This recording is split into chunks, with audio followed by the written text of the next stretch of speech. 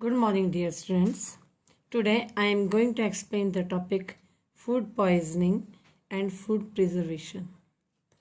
Food poisoning, as the name suggests, is a disease that results from the consumption of contaminated food. बेटा, ये वो disease है जो आपकी बॉडी में गंदा खाना खाने से हो जाती है। मीन्स जो फूड किसी चीज़ ने गंदा किया हो, जैसे जिस फूड पर मक्खी बैठी हो। मीन्स अगर आपने सड़क के किनारे से कहीं से फूड लिया और वो फूड कवर्ड नहीं है तो उसको कॉन्टेमिनेट किया गया है फ्लाइज़ ने, तो फ्लाइज़ के द्वारा कॉन्टेमिनेटेड जो फूड है अगर वो आपने खा लिया तो आपको फूड पॉइजनिंग हो जाएगी। सिम्टम्स ऑफ फूड पॉइजनिंग, इसके लक्षण क्या हैं? आर वोमिटिंग मीन्स उल्टी आना, नॉविसिया मीन्स कच्चा जी होना या जी में चलना, सीवियर पेन एब्डोमिनल रीजन, पेट में थोड़ा दर्द होगा, डायरिया, वोमिटिंग होगी जैसे दस्त लगेंगे, एंड डिहाइड्रेशन पानी की शॉर्टेज हो जाएगी। It may also cause weakness, fatigue and damage to the nervous system. इससे आपको कमजोरी आ जाएगी, थकान होगी और आपके नर्वस सिस्टम को भी डैमेज हो सकता है। The symptoms arise due to the presence of bacteria और other microbes in the food. ये सिम्टम्स क्यों आते हैं? ये इसलिए आते हैं क्योंकि आपके फूड के अंदर बैक्टीरिया आ गया है या और दूसरे माइक्रोब्स आ गए हैं। They may also be due to the injection of toxins contained in the food. इसके पीछे एक कारण और भी हो सकता है कि जो बैक्टीरिया के द्वारा हार्मफुल केमिकल सब्सटेंस जिसे हम टॉक्सिन्स कहते हैं वो रिलीज़ किया गया हो और वो आपके फूड के अंदर आ गया और उधर से आपकी बॉडी के अंदर चला गया। सम बैक्टीरिया जैसे क्लोस्ट्रीडियम एंड स्टेफाइलोकोकी ये बैक्टीरिया हैं, और फंजाई जैसे एस्परचिलस कॉज फूड पॉइजनिंग, इनसे फूड पॉइजनिंग होती है। मीन्स फूड पॉइजनिंग करने वाले बैक्टीरिया हो गए clostridium and staphylococci, while the fungus is aspergillus. Food must be properly prepared and store to prevent food poisoning. और फूड पॉइजनिंग से बचने के लिए हमें क्या करना चाहिए? फूड को प्रॉपरली मीन्स सफाई से बनाना चाहिए और तरीके से स्टोर करके रखना चाहिए। Food poisoning can occur when the food is left unrefrigerated for long period of time. अगर आपने फूड को लंबे समय तक फ्रिज से बाहर रखा तब भी फूड पॉइजनिंग हो सकती है। It happens at the picnic and large parties. आमतौर पर ऐसा पिकनिक में या लार्ज पार्टीज में होता है।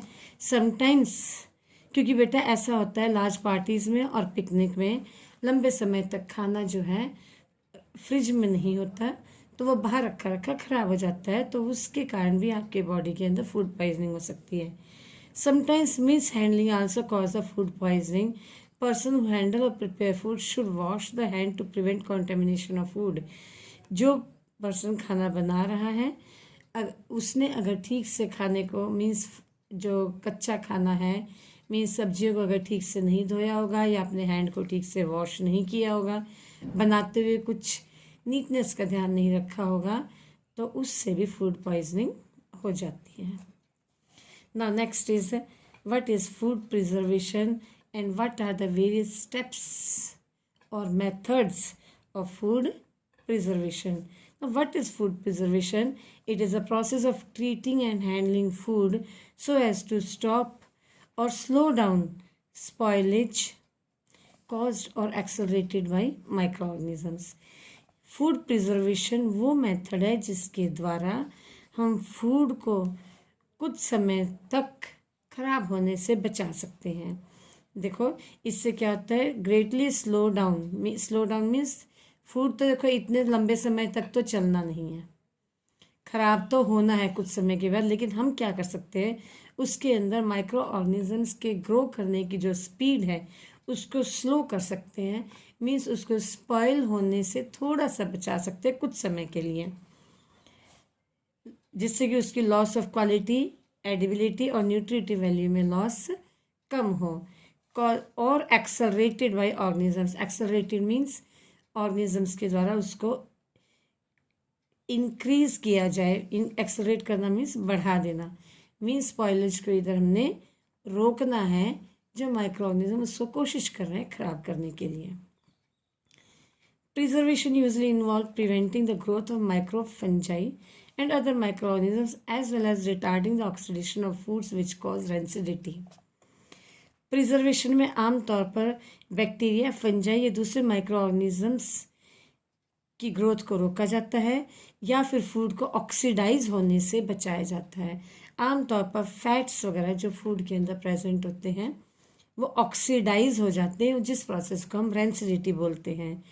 Rancidity means having disagreeable odour और taste due to decomposition of oils और फैट्स।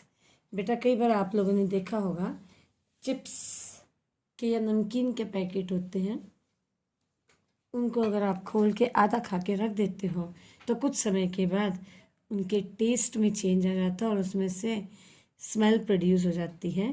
तो डिसएग्रीएबल ओडोर होता है, वो हमें अच्छा नहीं लगता। तो उस टाइम पर क्या होता है कि आपने जब पैकेट खोल के कुछ दिन के लिए रख दिया तो उसमें जो फैट्स थे, मीन्स जो चिकनाई थी, वो ऑक्सीडाइज हो गई।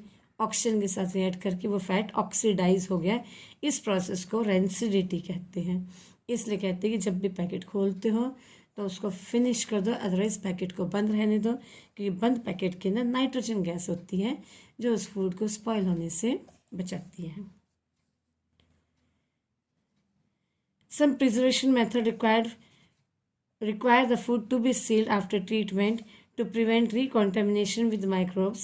Other methods such as, अब कुछ methods हैं जो आपके इधर काम आएंगे फूड को स्पॉइलेज से बचाने के लिए, कि कुछ समय तक आपके फूड को प्रिजर्व किया जा सके। The first method is drawing. Drawing itself the word clears that the drawing means सुखाना। और सुखाने से क्या होता है, वाटर रिड्यूस हो जाता है। किसी भी चीज़ को अगर आप सुखा कर रखोगे तो उसके अंदर वाटर कंटेंट अगर कम हो जाते हैं तो वो काफ़ी समय तक चलती है। अगर पानी नहीं होगा, दे प्रिवेंट और डिले बैक्टीरियल ग्रोथ।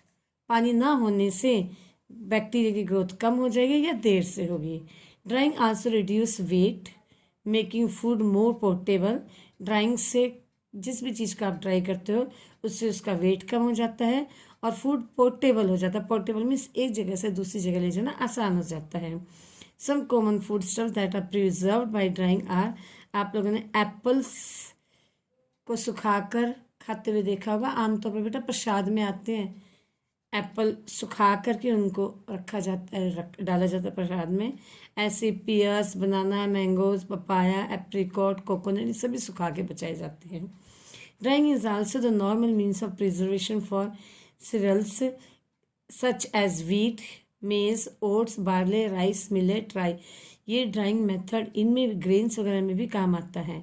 गेहूँ में, बाजरे में, इन सबको सुखा के फिर बचाया जाता है। तभी बेटा आप पूरे साल भर तक चपाती खाते हो, क्योंकि गेहूं को सुखा के रखा जाता है, फिर उसको पीस के आटा बना दिया जाता है। तो ड्राइंग सबसे अच्छा मेथड है किसी फूड को प्रिजर्व करके रखने के लिए। Next is preservation using sugar and salt. Means चीनी और नमक से भी हम माइक्रोब्स की ग्रोथ को रोक सकते हैं। Sugar and salt reduce the water content, make it unavailable for the growth of micro organisms. ये वाटर कंटेंट को कम कर देते हैं और इससे माइक्रो ऑर्गेनिजम्स की ग्रोथ नहीं होती। As a result the food get preserved. Meat and fish, meat और फिश को covered with salt to check the bacterial growth. नमक से कवर कर दिया जाता है जिससे कि उसके ऊपर बैक्टीरिया की ग्रोथ ना हो। Some pickles are also preserved by the addition of specific quantities of salts. Quantity of salt means pickles, अचार वगैरह में भी कुछ नमक डाल के बचाया जाता है। जैम्स एंड जेलीज को आमतौर पर शुगर से प्रिजर्व किया जाता है। प्रिजर्वेशन यूजिंग एसिटिक एसिड, जिसे आप सिरका कहते हो, is a form of vinegar. ये एक तरह का सिरका है। Is use in the manufacture of several pickle products. Pickle products means अचार वाले प्रोडक्ट में काफ़ी यूज़ होता है ये। Vinegar stops the growth of the micro organisms. Citric acid and phosphoric acid, ये भी केमिकल्स है बेटा, are also use in carbonated beverages and fruit drinks for flavouring and preservation.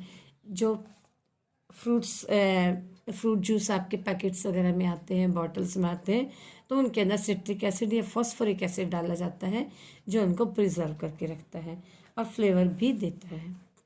Preservation using chemical preservative, कुछ chemical preservative हैं जैसे sodium benzoate, sodium metabisulphite are used to preserve jams, jellies and pickles. These chemicals inhibit the growth of microorganisms. Inhibit means कम कर देना, growth को काफ़ी हद तक कम कर देना उसके अंदर, किसकी? माइक्रोऑर्गेनिजम्स की। Heat and cold treatment, some food items like milk are usually boiled before their use. आप लोगों ने देखा होगा आपकी मम्मी घर में जब भी दूध आता है उसको बॉयल करके रखती हैं, उसको स्टोर करने से पहले बॉयल कर देती हैं। बॉइलिंग से काफ़ी माइक्रोऑर्गेनिजम्स मर जाते हैं। Serve food items are stored in refrigerators. फिर कुछ फूड आइटम्स को हम फ्रिज में रख देते हैं। लो टेम्परेचर भी माइक्रो ऑर्गेनिज्म की ग्रोथ को इनहिबिट करता है, मीन्स काफ़ी स्लो डाउन कर देता है। Next is pasteurisation, is pressurized heating for a short time. It may be considered as a mild form of heat treatment. एक तरह से पेस्चराइजेशन कुछ हद तक थोड़ा बहुत मीन्स हीट ट्रीटमेंट का एक तरीका है, हीट के द्वारा प्रिजर्व करना। The temperature use during pasteurisation is below 100 degree Celsius. Milk is pasteurise to destroy the micro organism. Micro organism को डिस्ट्रॉय करने के लिए मिल्क को आमतौर पर पेस्चराइज किया जाता है। वैसे पेस्चराइज का मतलब पहले किसी भी चीज़ को हाई टेम्परेचर पर बॉयल करना, उसके बाद एकदम उसे ठंडा कर देना। There are many more heat resistant organisms in it that only get reduced in number.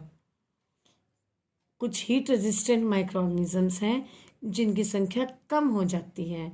Hence, pasteurized milk need to be stored under refrigeration to keep bacterial growth in check.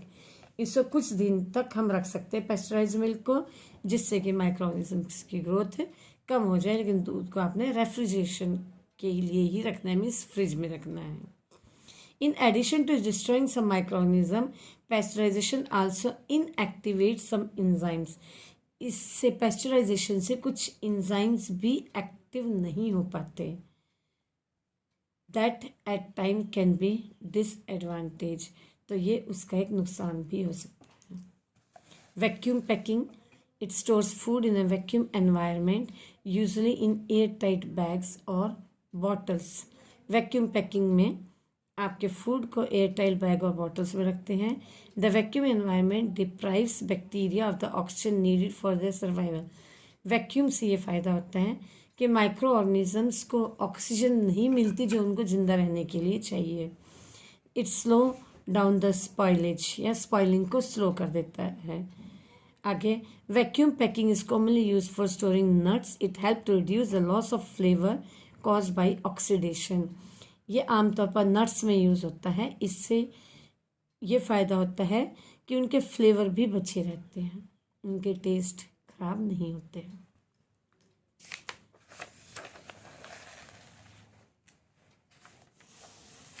Canning, it involves cooking food and sealing it in sterile cans or jars. Means food को cook करना और उसके बाद sterile cans और jars में रखना. Sterile means जिसको boil करके उसके अंदर के माइक्रो ऑर्गेनिजम्स को ख़त्म कर दिया जाता है, उसको स्टेरलाइज्ड कैंस कहते हैं. This is followed by boil, ये लिखा हुआ, boiling the container to kill और वीकन एनी रिमेनिंग बैक्टीरिया. कोई भी बैक्टीरिया अगर बाई चांस कैन में है तो उसको बॉयल करके ख़त्म कर दिया जाता है. फूड प्रिजर्व बाय कैनिंग और bottling is at immediate risk of spoilage once the can और बॉटल हैज़ बीन ओपन. इसलिए कहा जाता है कि एक बार कैन या बॉटल अगर आप खोल ले तो उसको यूज़ कर लो, नहीं तो खोलने के बाद ऑक्सीजन के कांटेक्ट में आके वो फूड खराब हो सकता है. एट टाइम्स कैन और jars gate damage and show puffing. अगर आपको लगता है कि आपके कैंस और जार्स के अंदर पफिंग आ रही है, मीन्स उससे फ्लावट आ रही है या उसका साइज बढ़ रहा है, this indicate spoilage of food. इसका मतलब आपका फूड खराब हो चुका है. The food in such puffed और enlarge container should never be consumed. ऐसे फूड को आपको कंज्यूम नहीं करना. Next is freezing. When foods are kept at below freezing temperature, Most chemical changes takes place at such a reduced rate that only minor changes are noticeable even after long period of storage. ये बोलते हैं जब below freezing temperature के अगर हम food को रखते हैं, कुछ केमिकल चेंजेस जो होते हैं वो कम हो जाते हैं. Mostly chemical changes takes at such reduce rate, बहुत स्लो स्पीड से होते हैं, जो आपको बहुत लंबे समय के बाद ही नोट डाउन होंगे.